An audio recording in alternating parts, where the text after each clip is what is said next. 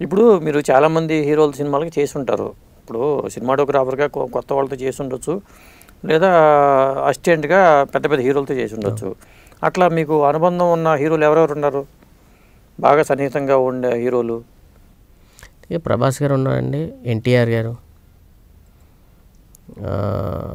మన సాయి ధర్మ తేజ్, ఓకే, సాయి పూరి జగన్నాథ్ గారు తమ్ముడు సాయి, ఇట్లా అనేక మంది ఉన్నారండి.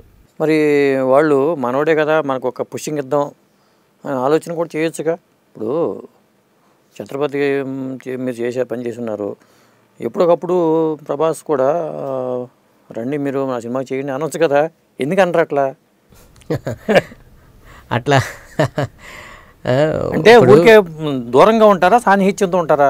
ఇప్పుడు నేను ప్రస్తుతం దూరంగానే ఉన్నానండి. అంటే ఆ టైంలో నేను చేసే టైంలో నాకు బాగా క్లోజ్ ఇంటిమేసీ ఉండేది. నేను ఏ హీరోతో చేస్తే ఆ హీరోతో నాకు ఇంటిమేసీ ఉండేది బాగా. ఓకే, బాగా క్లోజ్గానే ఉండేవాళ్ళం. అంటే ఇక్కడ ఎలా అంటే అండి, ఏదైనా ఒక సినిమా చేస్తేనే కానీ మనల్ని నమ్మరండి. ఆ సినిమా మనం చేసిన తర్వాత పలానా సినిమా చేసామంటే అది హిట్టా కాదా అనేది చూస్తారు.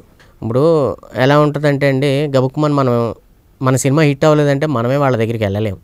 ఓకే, ఒక మొహమాటం ఉంటుంది, ఒక గిల్టీనెస్ ఉంటుంది. మనం వెళ్ళి చెప్పలేము. ఏ సినిమా చేసామో అని అడిగితే వాళ్ళు మనం ఏమీ మాట్లాడలేము. ఓకే, నేను బాలకృష్ణ గారితో పనిచేశానండి లైన్ అనే సినిమా. సరే, ఆయన నన్ను ఏటీవీ మన అనిల్ గారికి పంపించారు. ఆయనే పంపించారు ఫోన్ చేసి. నేను ఆయన దగ్గరికి వెళ్ళాను, అనిల్ గారి దగ్గరికి వెళ్ళాను. ఆయన అయ్యో బాలకృష్ణ గారు పంపించారండి అని రిసీవ్ చేసుకుని కూర్చోబెట్టి, నేను వెళ్ళిపోయేటప్పుడు కూడా ఆయన గుమ్మం వరకు వచ్చి అంత మర్యాద ఇచ్చారు, అంత బాగా చూశారు.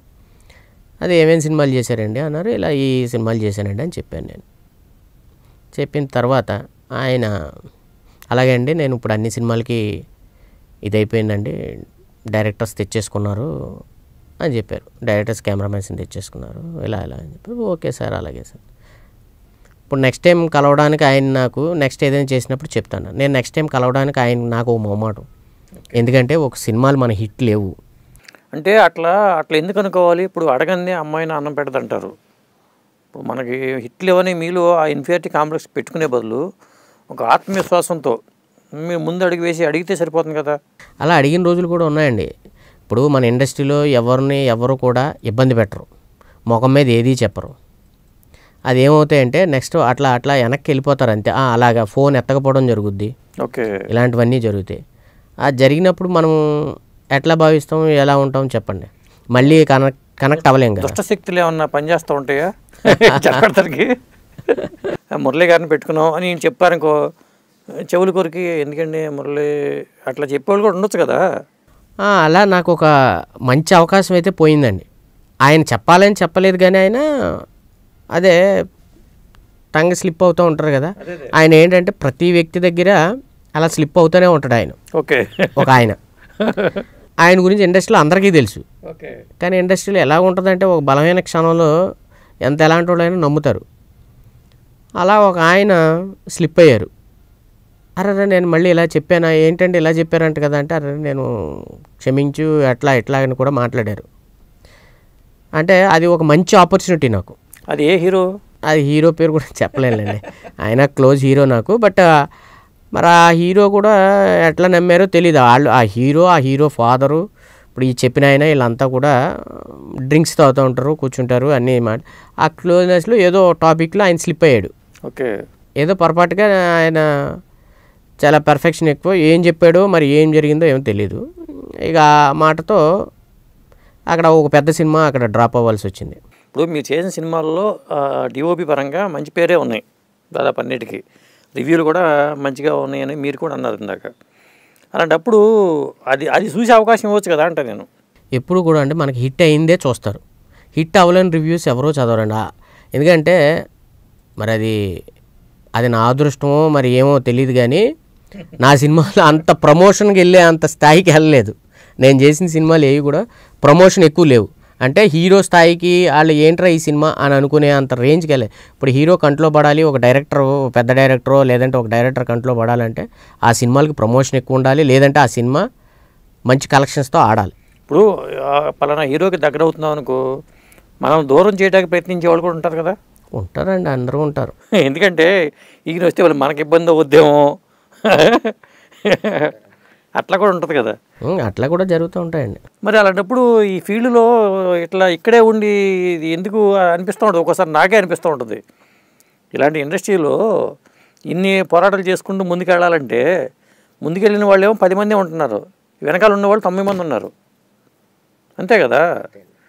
అంటే అండి ఇప్పుడు మనం ఎందుకు ఉండాలి ఇన్ని సంవత్సరాలు ఎలా అని అంటే అండి, దీని మీద ఉన్న ఒక ప్రేమ మమకారం ఎప్పుడు ప్రతిరోజు కూడా పడుకునేటప్పుడు అనిపిస్తుంది రేపు అనే రోజు నాది, రేపు అనే రోజు నాది అంటూనే ప్రతిరోజు గడుపుతూ ఉంటాడు. సినిమా వాళ్ళు ఎవరైనా సరే, ప్రొడక్షన్ బాయ్ దగ్గర నుంచి లైట్ మ్యాన్ దగ్గర ప్రతి ఒక్కళ్ళు కూడా ఇదే ఫీల్ అవుతారు, రేపు నాకు ఒక మంచి రోజు వస్తుంది, రేపు నాకు ఒక మంచి రోజు అనే దాంతోనే వెళ్తూ ఉంటాడండి. ప్రతి టెక్నీషియన్ కూడా అదే ఫీలింగ్లోనే ఉంటాడు.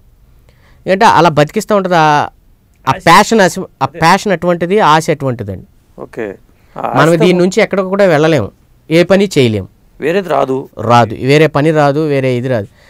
ఎందుకంటే సినిమా ఇండస్ట్రీలో మెలిగినోడు అంత త్వరగా బయటికి మింగిల్ అవ్వలేరండి.